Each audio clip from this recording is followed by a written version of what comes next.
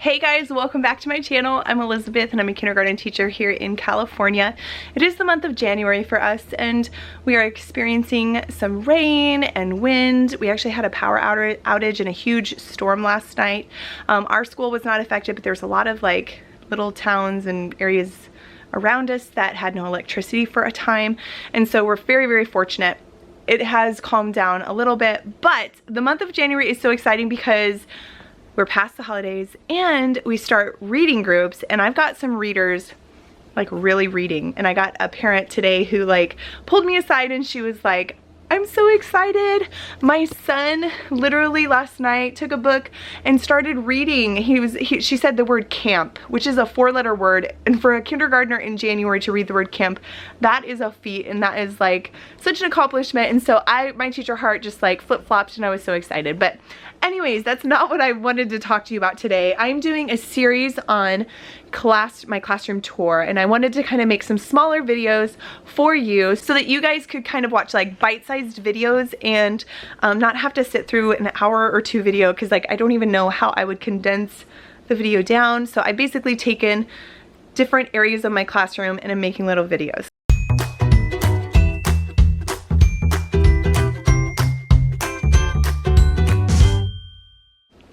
Alright, so last year, one of my biggest pet peeves was when I asked the students to line up in line. They literally would like fight about it. I didn't have like an assigned spot. I did have a girls line and a boys line, but there was a lot of like, he cut me or da da da da. And I just remember thinking towards the end of the year, like, this is a problem that I need a solution for. And so I came up with a numbering system. And I remember in school, as somebody who went to like a public school for a season, I remember my teacher, my 4th grade teacher, had a line order for us, and we just like stayed in that line order and we didn't fight about it. We were like totally fine with it. She would change our line order up sometimes. And it was like after a break. So it'd be like after a Christmas break, after, you know, spring break, that kind of thing. So I wanted to share with you something that I implemented this year that has literally saved all of that arguing and fighting and bickering between students and line order and da da da da da, and it applies to several areas of my classroom. Now I've talked about it a little bit in a previous video, the one where I talked about my crate seats, and I kind of shared with you why I number my crate seats, and let me just show you here. So each of my crate seats has a different color, which means that that student is in that color group. Sorry, it's not focused. And then each of my crate seats has a number word on top of it. So like this green one right here has the number word 2. So that means that that student who sits on that crate seat is in the green group and his number is 2, and his number literally sticks with him throughout the entire year. So his name tag has a number 2 on it.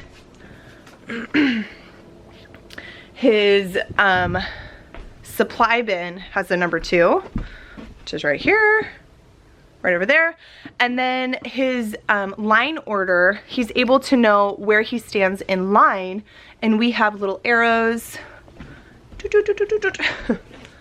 We have little arrows on the linoleum. I literally got this from the dollar store, guys. Thank you, dollar store. And he is able to use his number, oh, and his binder, hang on, and their binders down here. I put their numbers on their binders. You guys, I use their number for everything. So I just wanted to share with you kind of how I use that numbering system in class, especially when it comes to their supply bins.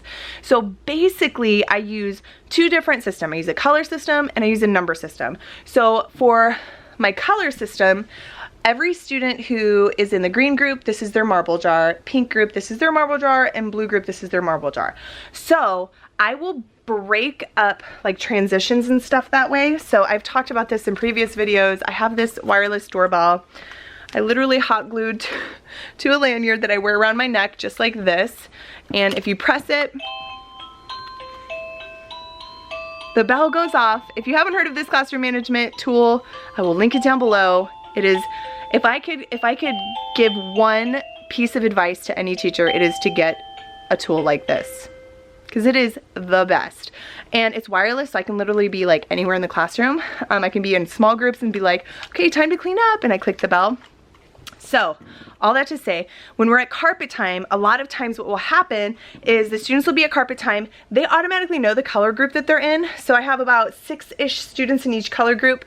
And I'll say, for example, okay, pink team, when I ring the bell, I would like you to stand up, go get your jacket on, and grab your water bottle for recess. And then I press the bell. And the bell is long enough for them to basically like get up, walk over. It's not like there's a bunch of lag time.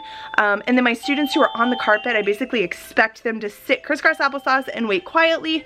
And typically there's like a group scoop. We call it a group scoop. So it's whatever team does the task or the job the quietest and the quickest, not running in the classroom, but the quickest, they get a marble jar scoop. I don't know if that makes sense. Hopefully it does. And then I do the same thing for the other 2 groups. So green team, I'll click the bell and then I wait until they're done. And then blue team, I click the bell and I wait until they're done. Okay, now that's the first system that I use. I use a color system like that. The second system that I use is a numbering system, and I've kind of shared with you a little bit about it. So I give each student a number that sticks with them for the entire year. There's a couple reasons that I love to do this. Number one is because these numbers are generic, so next year I don't have to redo or rename all of the cubbies. Number two, it helps them with ordinal numbers, and that's something that we teach here in kindergarten is, so ordinal numbers are your, you know, first, second, third, fourth, fifth, sixth, seventh, eighth, ninth, 10th. We actually sing a song for it. And then your cardinal numbers are 1, 2, 3, 4, 5, 6, 7, 8, 9, 10. So I can say things like, okay, if you are second in line, go ahead and line up on your arrow.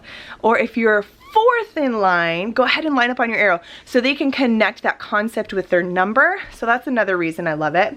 Another reason is because I number their folders. So each student, let me show you. Okay, so each student, this student's number is number 2. Zion number 2. So I can very quickly put all of their folders in number order, and then at the end of the day when it's time to line up, I just basically look and say what numbers I'm missing. I look at my roster to see if those students are absent, and then I can look at the students and say, okay, I am missing numbers 3 and 7. Whose folders am I missing? 3 and 7. Okay, so go ahead and go get your folders. You forgot to put them in, you know, in the little basket in the morning. And so it just makes it easier for me, instead of having to go through my roster and looking at the folders that I'm missing and checking off each name, making sure I've got all my names. It's just easier with a number, like a number order.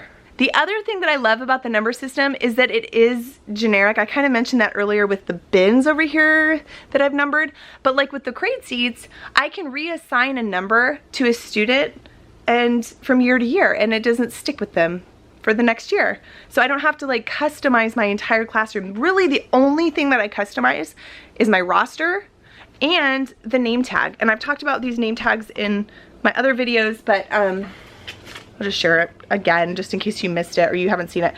So I have, these are name tags, and there's 3 tabs for these name tags.